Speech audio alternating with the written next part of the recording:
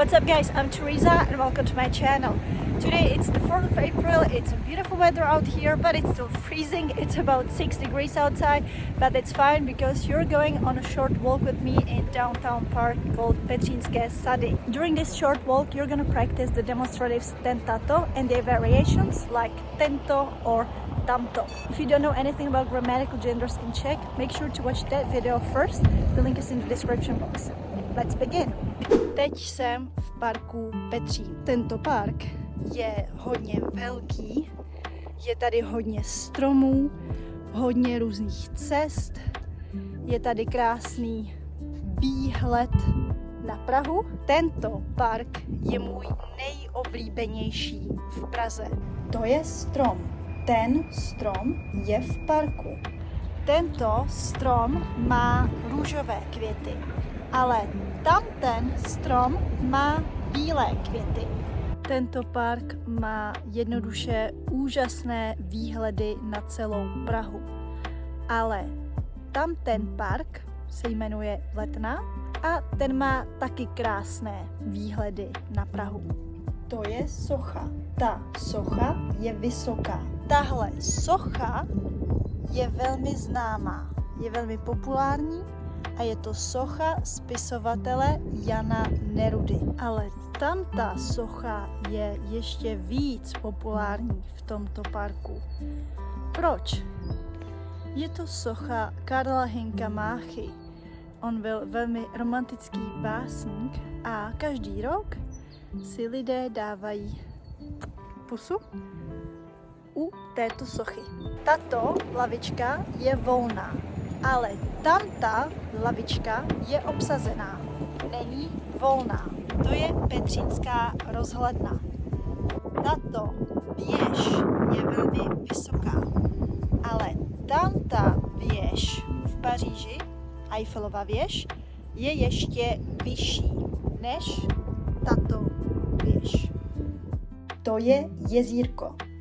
To jezírko je zamrzlé, ale tamto jezírko není zamrzlé. Teď sedím na terase v kavárně hned vedle Petřínské rozhledny. Můžu si koupit jídlo tady nebo tam je taky kavárna. Toto jídlo je trochu drahé, ale tamto jídlo je docela levné. Tamto. A quick side note, if you enjoyed this video and want to support me, maybe buy me a cup of coffee or simply download the transcript, translation, as well as additional materials like listening exercises and quizzes, head over to Patreon. The link is down in the description box. I had to finish the video at home because the wind was getting so strong. Let's get down to the theory. In Czech, we don't really use the indefinite articles. I can just say, to je strom. That's a tree. For the masculine animate and inanimate gender, I can just say, ten strom je hezký. That tree is nice or the tree is nice. I refer to that specific tree. For the feminine gender, I can say, tady je lavička. Here's a bench. Ta lavička je volná. The bench, that bench is free. Or for the neutral gender, tady je jídlo. To jídlo je drahé. Here's food. That food is expensive. I'm referring to that specific food. So we have ten for the masculine animate or inanimate gender, ta for the feminine gender, to for the neutral gender. Ten, ta, to. However, if I want to point out at something or emphasize something, I will say tento. Tento strom je krásný. This one, this tree is nice. Tato lavička je volná. Toto jídlo je drahé. And since tam means there, over there, we have three pairs in the singular. Tento strom versus tamten strom. This tree or that one over there. Tato lavička versus tamta lavička.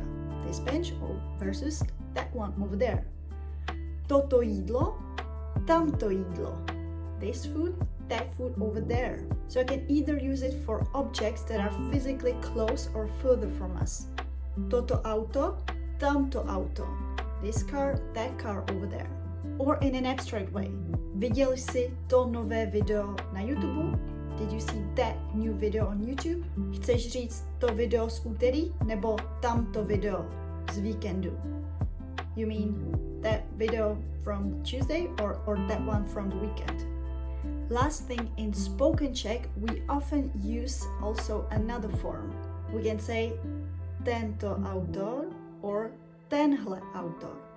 This author, tato autorka or tahle autorka. Toto auto or tohle auto. Tenhle, tahle, tohle is less formal and we do use it a lot, mainly in spoken and informal Czech. I suggest that you stick with toto, tato, tento in written Czech, especially in formal situations. That is all for today's video. I really hope that you enjoyed this interactive lesson. If you did, feel free to share it with your friends because I know that this topic is confusing a lot of people. Also, let me know in the comment section how do you feel about demonstrative pronouns in Czech. Thanks for watching and I will see you next week. Ahoj!